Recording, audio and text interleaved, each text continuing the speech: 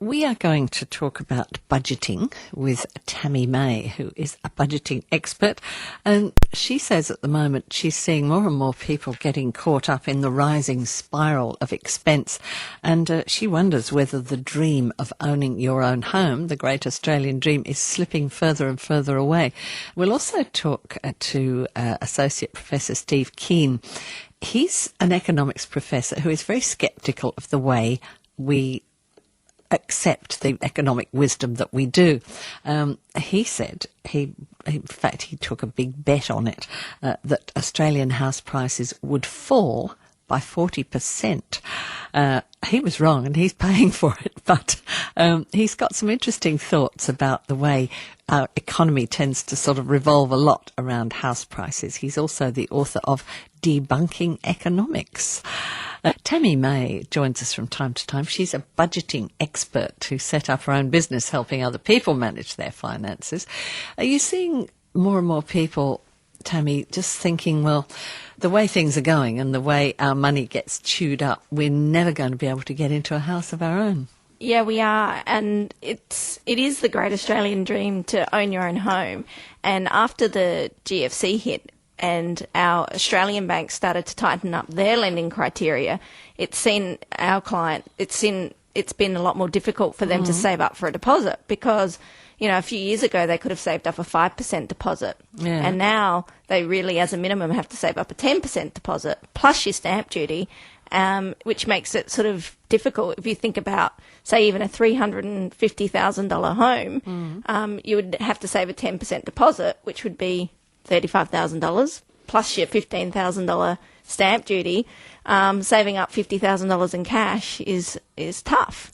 Even if both of you are working, but for people with children, it would probably be almost impossible, wouldn't it? It is. And how much spare income do you have after you pay rent, electricity, gas? You know, then if you've got any credit cards or car loans, you have motor registration. The cost of living is rising every quarter, depending on what happens with the weather, our fruit and our meat and you just don't know what the prices are going to be, and they just seem to be getting, you know, slightly more expensive each year. And housing has also gone up quite substantially, as we know, over the last sort of 5 years. It's mellowed out now, but someone who thought they wouldn't rise is Associate Professor Steve Keen. He's very sceptical of the current economic wisdom, but he's Associate Professor of Economics and Finance at the University of Western Sydney and the author of Debunking Economics. Welcome, Professor Keen. Well, thank you, Carol. Now, why were you so convinced that house prices would fall, and what was the period we were talking? What was the time frame you'd put on it? 10 to 15 years. I have to say it slowly because I have so many people saying I said it in 6 months or 2 or 3 weeks or 2 or 3 years. I just get after a while you get sick and tired of the urban room, the legends making it. It was always 10 to 15 years. And when did you make the prediction? How many years ago? Ooh, 2 years, I think. Oh, okay. So you're still in there with a chance, aren't you? Yeah. Well, the whole thing is that what's going on, and Tammy covered some of that in her own talk a moment ago, is that we've been caught up in a huge debt finance bubble of around the whole globe. It hasn't just been Australia. We're part of a global frenzy of borrowing money and gambling on asset prices, and the real winners out of this have not been the homeowners, of course, who many are as stressed as Tammy's talking about and paying back their own budget. It's been the banks and the financial institutions, and it's really been a gigantic scam that has to come to an end. And there's an SMS here from Jason saying, like anything, house prices have only increased so much because consumers collectively are willing to bid the prices up. So is it our fault as consumers? No, it's really the banks. There's a simple little piece of logic here, and that is that a bank makes money by extending debt. So the more debt they can extend, the more money they make, and they have an inherent bias towards pumping out as much debt as they can, which they have historically done until such time as they've caused a crisis when the level of debt becomes unsustainable and then also goes into reverse and reverses the economic prosperity that rising debt caused in the first instance. And this has happened in the 1930s, it happened back in the 1890s. We're just going through a similar repeat again, only this time, unfortunately, with about twice as much debt as we've ever had before. You were right in the context of America because there are houses there that have become virtually worthless, haven't they? They have. And this is the real trouble. It's people will be having a price for the house based on the level of leverage the bank will give them for that house. And Tammy was talking a moment ago about somebody having $50,000. Well, if you went to a bank and they gave you 95% leverage, a loan-to-valuation ratio of 95%, they'd give you $950,000 to match your $50,000 price. And you effectively bid the price up of existing houses that much. If, on the other hand, the bank gave you what they gave you back in the 1960s, which is only about a 70% loan-to-valuation ratio, you wouldn't be paying much more than $150,000. And it's really that leverage-based price inflation that's got us into this current trap. Talking to Tammy May, who's a budget consultant, and Associate Professor Steve Keane, who thinks, well, he's an economic skeptic, let's call him that, and Professor of Economics and Finance at the Uni of Western Sydney. Mark has some comments to share. Hello, Mark. Yes, good afternoon, Carol, and good afternoon to Tony. Basically, I think the reason is it's all down to human greed, and that's the developers. Like, it only costs around maximum $50,000 to develop a block of land, an 800 square metre block, which you don't get these days unless you pay up to $200,000. They only give you half that now, and they want $180 for it. And, of course, that's going to drive prices up.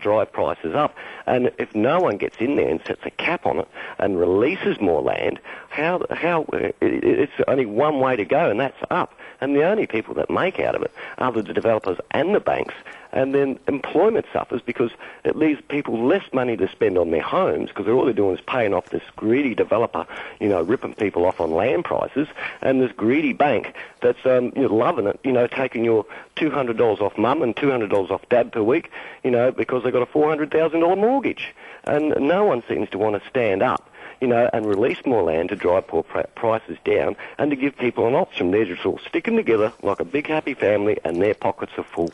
And I can't see why they aren't investigated and looked into at the profits they make and how they do it. Mark, thank you for your call. Professor Stephen Keane, would you like to comment on that? Well, the developers certainly make a large amount out of it, and the property developers, I think, have been lobbying for all sorts of policy changes which are making society worse these days rather than better. But I still shaft the ultimate responsibility home to the financial sector because, Mark mentioned, they've got to pay more money to buy the land. It's actually the undeveloped land that gets inflated by credit as much as the development. And quite a few people tell me that developers aren't making a particularly good margin right now. Ultimately, the only people who are making large amounts of money out of this are the banks and the non-bank lenders who are encouraging us into debt. And the real danger is we have to redesign our financial assets so you no longer have the enticement that gets people in on greed, which is the belief that they can make unearned income by buying a house and watching its price rise. Tammy May, do you get people coming to you saying, look, we thought buying a house would be a good investment, we thought we'd make a lot of money and then sell it and move on? Are people still clinging to that idea or not? Not as much as they were. What we've seen happen is their homes have gone up in value, and so along the way, they've gone and borrowed more money to put, to put the swimming pool in, to consolidate out of the debt, to pay for a holiday, whatever it might have been, which has been stimulating the economy, but now they're back up to those 95% lend. So if we do have a fall in the property market, then we're going to have people who have zero equity or minus equity in their home. So that's what we've seen, people getting into the cycle of refinancing debt against their mortgage. It seems as though, what seems to me perhaps, that banks have stopped saying, okay, you can borrow, don't go for this price house, you can have more than that. Mm-hmm. Is that changing? Do your clients tell you? It has come down a bit recently, sort of in the last 6 to 12 months, because banks have tightened up their lending criteria. But but at MyBudget, what we do is we'll put the mortgage repayment, the proposed mortgage repayment, into the client's budget and say, well, this is what you can actually afford to pay, as opposed to what the bank tells you can borrow, which is generally a lot more when we take into consideration things like school fees, insurances, all the little bits and pieces that banks don't put into their budgets when they're working out what a client can afford. So generally with our clients, we look at, what can you actually afford, not what the bank tells you can afford. And then also the possibility of interest rate rises. People don't always think about that, do they? Absolutely. We have to, for clients on variable rates, we have to factor those rises in. We've been fortunate last year that there was some rate reductions. But a lot of our clients look to fix their rates simply for budgeting purposes. We don't have a view either way because it's up to each individual person. You might be better off on a variable rate if your circumstances are going to change. But certainly for budgeting and security, people do consider fixed rates. Professor Steve Keane, there isn't really any body, is there, official body that, well, there's a banking ombudsman, isn't there? But there's no kind of ethical council that says to banks, hang on a minute, this isn't very, very righteous what you're doing, is there? No, and the trouble really is that we start off with ethical behaviour after the previous crisis. If you go back to the 1940s and 50s, banks were incredibly conservative. My father was a bank manager. I remember this being a great experience with him. If you didn't have an absolutely rock-solid deposit and plenty of income earning capacity, he'd turn you down. And that was a good thing. That was ethical behaviour because, like Tammy's trying to do for her own clients, is making sure you can certainly afford what you're intending to commit yourself to in terms of a ongoing financial obligation. These days, they really are caught up in the whole fantasy that asset prices always rise, and therefore, even if you can't really afford it and you're on the breadline with our calculations, you can always sell and make a profit further on. And it gets them caught up in the totally unethical practice of what is known as Ponzi behaviour. And that's where we've been stuck. We now have a financial system whose main role is actually financing Ponzi speculation, where people are trying to make unearned income out of rising asset prices. Now, Ponzi schemes were they like pyramid selling? Could you just... Similar, yeah. It's actually, Charles Ponzi was actually a far better human being than his modern incarnation as Bernie Madoff. And by the way, I'm pronouncing his name strictly correctly there.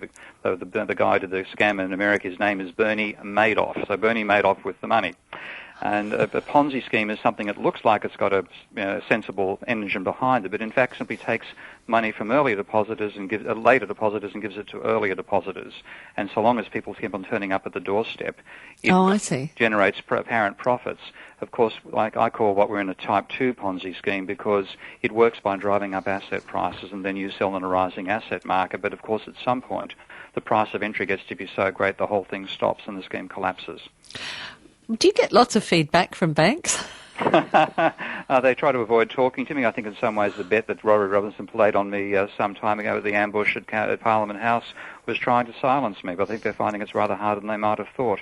On the other hand, there are some banks. So, for example, I spoke to United USB some time ago, and also some people in various branches of various other banks who are quite supportive of what I do, but they don't dare speak out loud. Tammy May, your thoughts?